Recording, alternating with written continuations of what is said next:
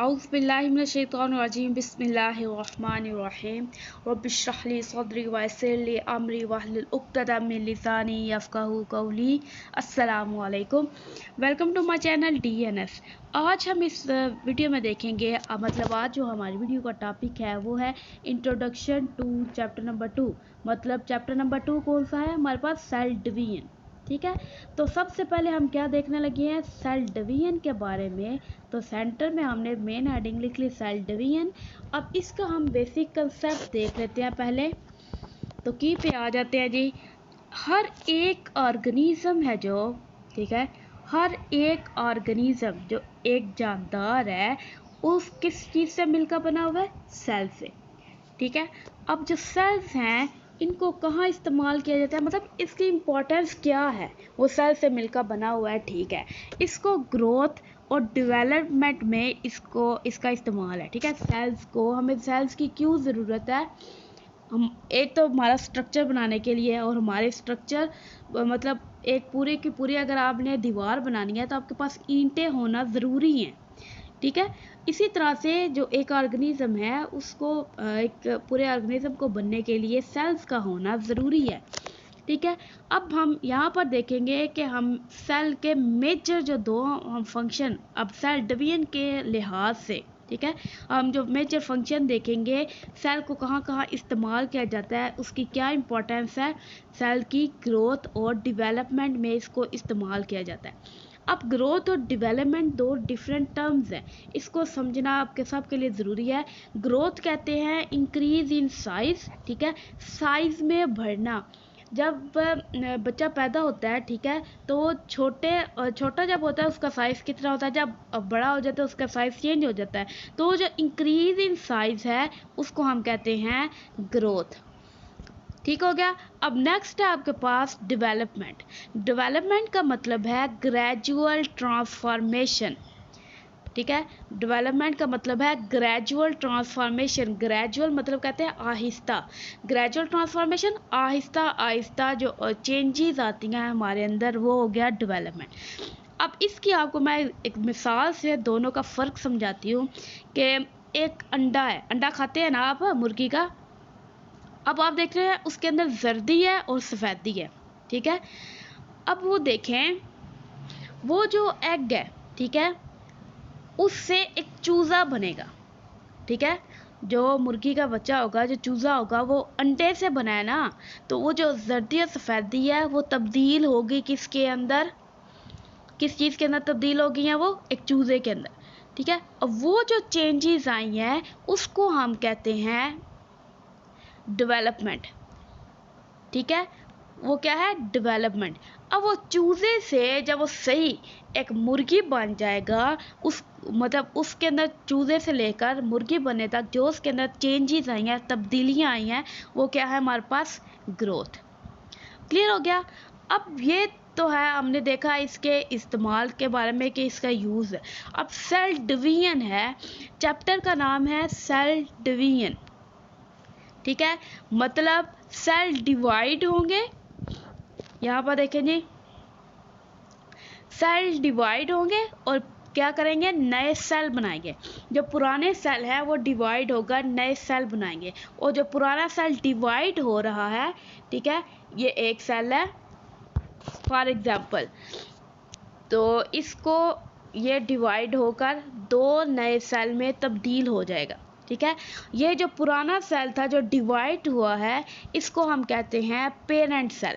और जो ये जो न्यू दो सेल्स हमारे पास आ गए हैं, ठीक है, इसको हम कहते हैं डॉटर सेल्स।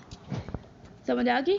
तो ये सेल जो है वो डिवाइड होंगे, और डिवाइड होना क्यों ज़रूरी है?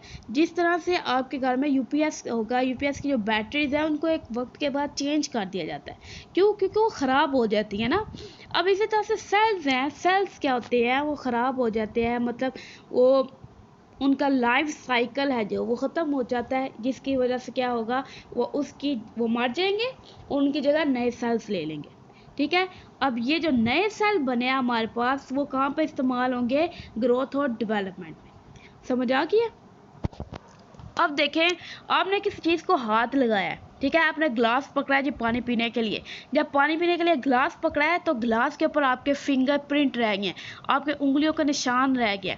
अब वो जो उंगलियों के निशान है वो असल में आपके डेड सेल्स हैं, ठीक है, जो आपकी स्किन से हमेशा झड़ते रहते हैं। समझ आ गया? तो उनकी जगह नए सेल आ गया। अब क्या आप के पूरे हाथ मतलब उंगलियां ख़त्म तो नहीं ना होगी, वैसे की वैसे ही हैं वो, इस वजह से क्योंकि जो सेल डेड हैं वो ख़त्म हो गया, वो झड़ गए हैं, और जो दूसरे सेल्स हैं वो क्या हुआ, नए सेल्स बने, वो उन्होंने उनकी जगह ले लिया। अब आप देखें नोट्स के अंदर आप किस तरह से लिखेंगे। सबसे पहला आपके पास जो सवाल है जिसका आपको जवाब मिलेगा इस पूरे चैप्टर को पढ़ने के बाद, तो सबसे पहला है आपके पास why do we need cells, हमें सेल्स की क्या ज़रूरत है। We need more and more cells for the process of growth and development. Growth और डेवलपमेंट के जो अमल है, जो अवामिल है, उनके लिए हमें ज़्यादा से ज़्यादा सेल्स की ज़रूरत है, ठीक है। अब इमारत, अच्छा पहले एक घर है आपका एक कमरे का, ठीक है, अब उसको बड़ा करना है तो ज़्यादा ईंटें तो चाहिएगी ना, चाहिए होंगी आपको। तो वो सारी की इसी तरह से जो एक चूज़ा है, चूज़े से वो बना इतनी बड़ी वो मुर्गी बन गया है, तो मुर्गी में मतलब साइज़ चेंज हुआ, तो साइज़ में क्या हुआ है, ज़्यादा से ज़्यादा उसके अंदर सेल्स लगे हैं। अब यहाँ पर देखें आपके पास दो टर्म्स हैं, ग्रोथ एंड डेवलपमेंट। तो ये ग्रोथ के बारे में बताया हुआ है और ये डेवलपमेंट। ग्रोथ मतलब growth refers to increase in size, size में बढ़ना ग्रोथ है। Development refers to a process of gradual transformation, जो ग्रेजुअल ट्रांसफॉर्मेशन है, आहिस्ता आहिस्ता जो तब्दीलियाँ आ रही हैं बॉडी के अंदर, वो क्या है, डेवलपमेंट। अच्छा जी, तो नेक्स्ट देखें, नेक्स्ट क्वेश्चन आपका क्या है, where do new cells come from, जो नए सेल्स हैं वो कहाँ से आ रहे हैं। अब इसका आंसर ये है जी, the new cells are produced by the division of pre existing cells, ठीक है, जो पुराने सेल्स हैं वो डिवाइड होकर नए सेल बना रहे हैं। प्री एग्जिस्टिंग, प्री मतलब पहले वाले, प्रीवियस, एग्जिस्टिंग जो रह रहे हैं पहले से, सेल्स मतलब ऐसे सेल्स जो पहले से मौजूद है बॉडी के अंदर, वो डिवाइड होंगे और नए सेल्स बनाएंगे, ठीक है। अच्छा अब नेक्स्ट देखें, why do offspring resemble their parents. Offspring मतलब जो बच्चे हैं वो अपने माँ बाप के साथ किस तरह से उनकी मुशाबहत क्यों है, ठीक है, वो मिलते जुलते क्यों हैं, वो इस वजह से क्योंकि ये हेरिडिटी की वजह से है, ठीक है। इट इज़ द हेरिडिटी मतलब वो विरासत है which produce resemblance in the offspring with their parents, ठीक है, जो ऑफस्प्रिंग है और पेरेंट्स के दरमियान जो मुशाबहत है उसकी वजह क्या है, हेरिडिटी। आपका जो डीएनए है, जो आप पढ़ चुके हैं पीछे के जो डीएनए है, या फिर ये कह लें कि जो आपका न्यूक्लियर मटेरियल है, जो न्यूक्लियस के अंदर मौजूद होगा, ठीक है, वो क्या करता है, वो विरासती मादे को एक जनरेशन से दूसरी जनरेशन में मुंतकिल करता है। तो ये था हमारा छोटा सा चुन्नू मुन्नू साहब का इंट्रोडक्शन, ठीक है। इंशाल्लाह हम नेक्स्ट वीडियो में मिलेंगे नेक्स्ट लेक्चर के साथ। फ़ी अमानिल्लाह, अल्लाह हाफिज़।